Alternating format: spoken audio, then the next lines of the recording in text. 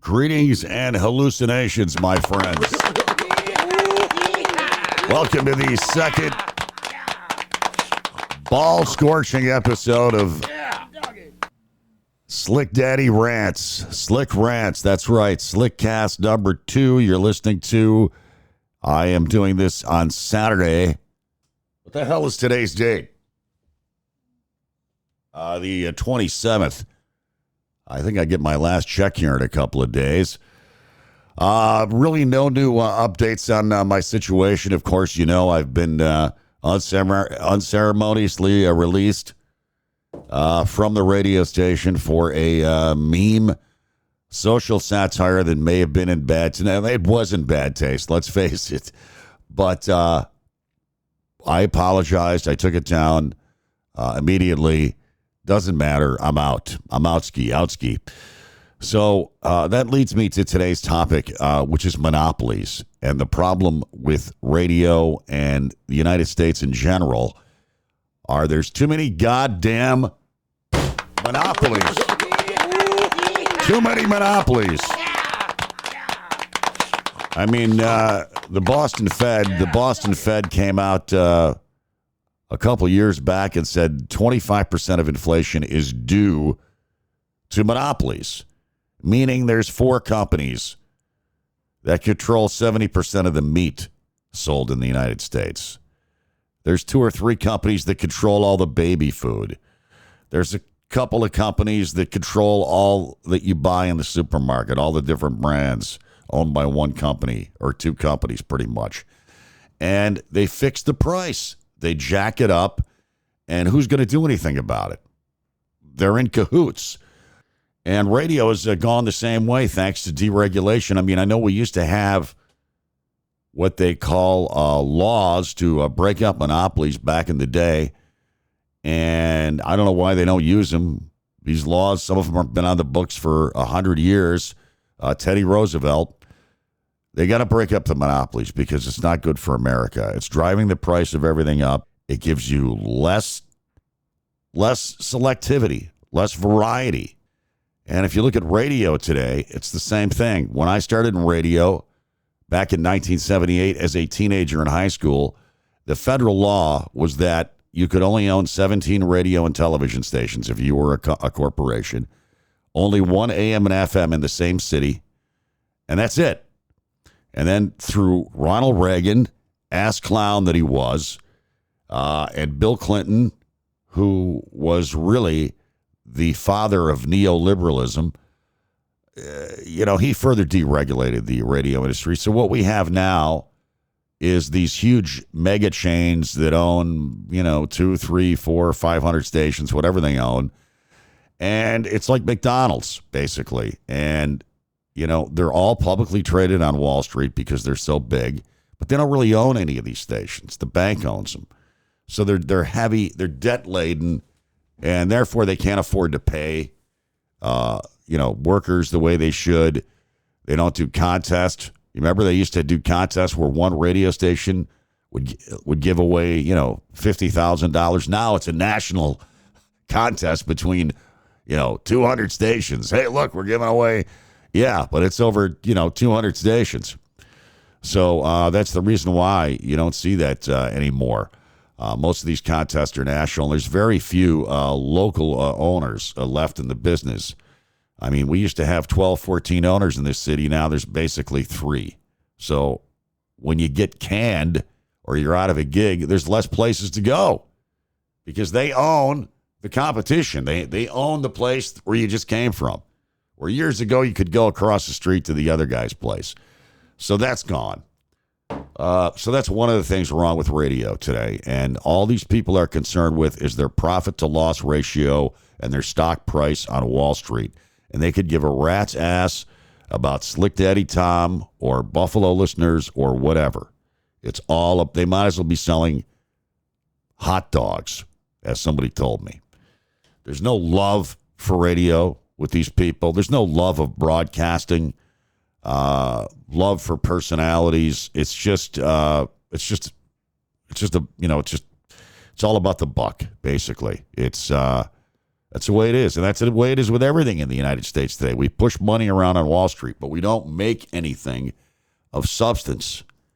And it's very unfortunate, but that's what happened. And if you look at what happened to me the last time I was laid off, which was back in 2008, we had a CEO back then when it was Citadel that ran the company into the ground, bought a huge ABC chain of radio stations, these big stations in big markets, L.A., New York, Chicago, overpaid for them. And then the banking crisis hit. So what's he going to do? Is he going to take a pay cut himself? Hey, look at folks, that's the CEO I'd like to see. I'm making $20 million a year, but you know what? We're going through some financial times. I'm going to take $2 million a year. I'm going to keep all you people employed. You think medication time? Medication time. You think that would ever happen? I do not think so.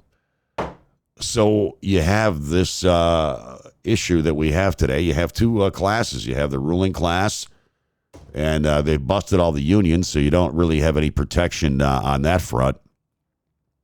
So when you talk about rigged, and idiots like Donald Trump talk about rigged, they don't talk about this kind of rigged. They want to blame everything on immigrants who are coming over here to flee violence where they live or for a better life. You know, maybe it's a drought where they live. Maybe they can't make a living.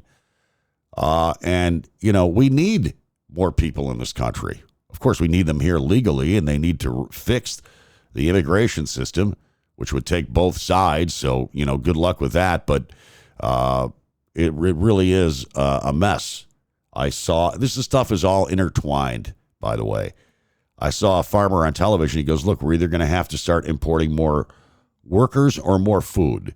You want to get your, you know, fruit and veggies from China or Russia or someplace? Well, if we don't have people here in the United States to go do these jobs that Americans don't want to do, then, you know, we're not going to have any type of agriculture or, you know, farming industry, meat industry, whatever, because these are people are doing jobs that Americans don't want to do, pretty much. A lot of these jobs used to be good jobs. The meat packing industry, it used to be all union, used to be good paying jobs, not anymore. So they bring in these people illegally to do it for $8 an hour or whatever the hell they're paying them. So it's not really the immigrants' fault. They didn't ship your jobs overseas. Politicians did. Politicians, with the help of big-ass corporations who convinced them that they could do it better if they were bigger. And you have what we have today. Big businesses, even in farming, they control, you know, most of the farming industry in this country. So we need to get back to mom and pop. Whether it will ever happen, I don't know. But that's the problem. And you're never going to get rich working for the man. I mean, let's say you got your own pharmacy.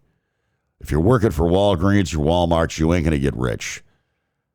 So, yeah, it's the monopolies need to be broken up. Look at Amazon and what they've done to the retail business. And, you know, to be fair, radio has faced competition from other things. I mean, radio listenership is down because of computers, and there's, you know, 10,000 television stations, and you've got all these streaming services like Pandora and satellite radio. It's not just one thing that's hurting radio. And the one thing that radio has is something that they poo-poo. And they do not, the powers that be do not realize it's the personalities that are what keep people listening to radio, especially older people. Because, listen, anybody could flip on Pandora and listen to Led Zeppelin. Okay? It's the personalities are why people listen. And once you start doing away with the personalities, then you got shit left. That's what you got left. So that's kind of a sad state that we're in right now. What will I do? Will I do a podcast? Will I take my Social Security? Will I jump off a bridge? I don't know. I don't know what the hell I'm going to do. To tell you the truth, there's very limited places I could go radio-wise in Buffalo. So who knows what will happen there. I really don't have any answers.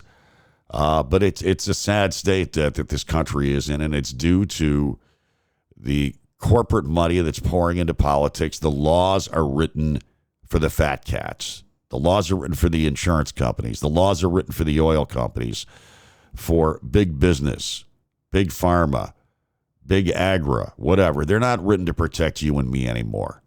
Those days are gone. So if you want to fix the country, take money out of politics, have them publicly funded. That is my advice. Will it ever happen? Probably not. All right, that's all I got for you today on Slickcast number 2. Hang on to your panties. We'll be kicking out another one here in the not-too-distant future. Live fast, die old, weed, whiskey, and Warren Zevon. Peace out.